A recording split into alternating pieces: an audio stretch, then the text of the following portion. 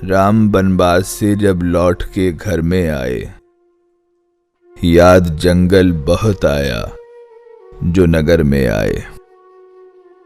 रक़्से दीवानगी आंगन में जो देखा होगा, 6 दिसंबर को श्री राम ने सोचा होगा, इतने दीवाने कहां से मेरे घर में आए।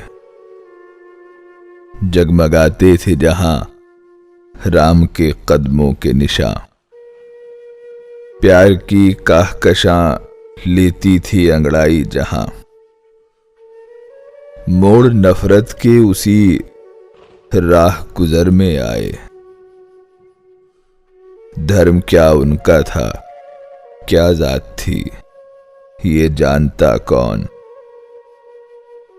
घर न जलता तो उन्हें रात में पहचानता कौन। घर जलाने को मेरा लोग जो घर में आए, शाकाहारी थे मेरे दोस्त तुम्हारे खंजर। तुमने बाबर की तरफ फेंके थे सारे पत्थर। है मेरे सर की खता जख्म जो सर में आए।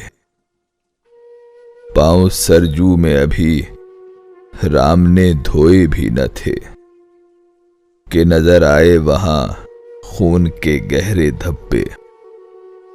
पांव धोए बिना सरजू के किनारे से उठे, राम ये कहते हुए अपने द्वारे से उठे।